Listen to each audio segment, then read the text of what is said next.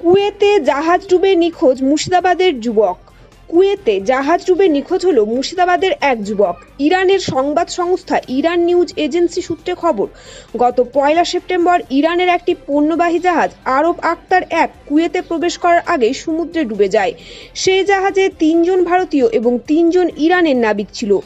একসঙ্গে থাকা 3 জন ভারতীয় নাবিকের মধ্যে 2 জন চেন্নাইয়ের এবং 1 জন মুর্শিদাবাদের রানীতলা থানার আমডহরা গ্রামের বাসিন্দা।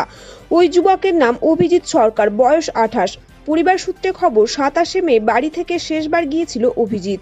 29 আগস্ট ফোনের সিগন্যাল থাকা অবস্থায় বাড়ির সাথে শেষবার কথা হয়েছিল তার।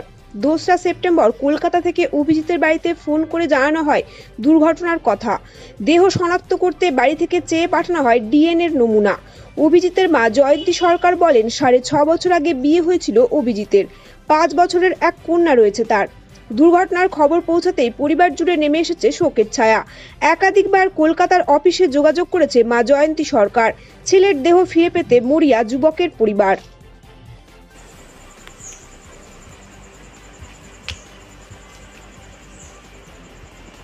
তো আমাদের বাড়িতে ফোন এসেছিল। ফোন আসার পরে বৌমাকে বললো যে ফোনটা বাড়ির বড়দের কাউকে দিতে। তখন বললো যে ওর শ্বশুর মশাইকে, আমার হাজব্যান্ডকে বললো যে ফোনটা করতে বললো অফিস থেকে। দিয়ে অফিস থেকে ফোন করে জানলো যে এরকম, ওখান থেকে জানালো অফিস থেকে, কলকাতা হেড অফিস থেকে, যে এরকম আপনার ছেলে যে জাহাজে ছিল সেই জাহাজটা আজকে ডুবে গেছে। আমাদের সঙ্গে শেষবার কথা হয়েছে মানে শুক্রবারের ঘটনা, বৃহস্পতিবারে হয়েছে কথা লাস্ট। এমনি ওর সঙ্গে ভিডিও কল হতো আর হচ্ছে অডিও কল হতো, এমনি কল হতো না।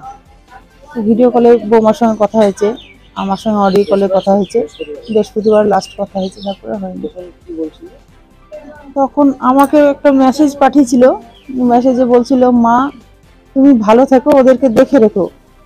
তো আমি সকালবেলায় আমি একটা কাজ করি, তো সকালে গেলাম, গিয়ে সেখানে বসে আমি দেখছি, প্রতিদিনই দেখি যে ছেলের আমার কোনো খোঁজ খবর আছে কিনা, কি আছে। তো সেই দিন আমি ফোনটা খোলার পরে দেখছি ওর মেসেজটা। তখন আমি মেসেজ ওকে আবার ভয়েস কলে পাঠালাম, বাবু তুই এই কথা বলছিস, তোর কি শিপ ছেড়ে দিয়েছে? তো বললো হ্যাঁ মা ছেড়ে দিয়েছে, এটুকুই রিপ্লাই দিয়েছে, তারপর আর কিছু লিখেনি, আর কিছু জানাই, ওর সঙ্গে আর কোনো যোগাযোগ করেনি। হ্যাঁ,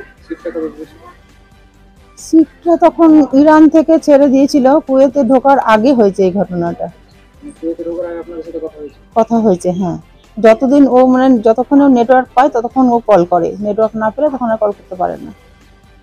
তারপর এই যে ঘটনাটা হচ্ছে, আপনারা লাস্ট কবে দেখা হয়েছিল? না আর আসেনি, 3 মাস গেছে, মে মাসের 27 তারিখে গেছে। তারপর থেকে আর বাড়িতে আসে না। 6 মাসের কোর্স, ওদের 6 মাস করে ডিসেম্বরে বাড়ি আসার কথা। না, জয়েন্ট করেছিল, ট্রেনিং করেছিল এর আগে চেন্নাই। 6 মাস ট্রেনিং করে আসার পরে জয়েন্ট করেছিল। ওর সঙ্গে আমাদের এখানকার এদিকের মুর্শিদাবাদের কেউ ছিল না, চেন্নাই 2টো ছেলে ছিল, আর 3 জন ছিল ওখানকার ইরানি, সব মিলিয়ে 6 জন।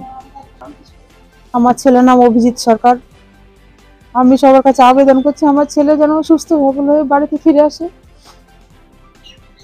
ওই জন্য খবরটা না, কোনো খোঁজ খবর কিছু পাওয়া যায়নি। হ্যাঁ, আমরা মাঝে মধ্যেই যাই অফিসে। তো শুক্রবারে, বৃহস্পতিবারে গেছিল ওর বাবা, ওর জামাইবাবু, 2 জামাইবাবু গেছিল। আমি শুক্রবারে গেছিলাম, বললো ওখান থেকে বলেছে ডিএনএ টেস্ট লাগবে। যে ডিএনএ স্যাম্পল দিয়েছি, 3 দিন ছাড়া রিপোর্ট পাওয়া যাবে না। এখন 3 দিন অপেক্ষা করি। হ্যাঁ, বিয়ে হয়েছিল, 5 বছরের একটা বাচ্চা আছে। আমরা চাইছি যে এই খবর সব জায়গায় পৌঁছাক, কারণ আমার ছেলে যেন সুস্থ সবল ভাবে বাড়িতে ফিরে আসুক, এটুকুই চাইছি। আমার এই জায়গার নাম আমডহরা, মুর্শিদাবাদের মধ্যে আমডহরা, রানীতলা থানা। আমার নাম জয়ন্তী সরকার, আমি ওর মা, অভিজিৎ সরকারের মা আমি।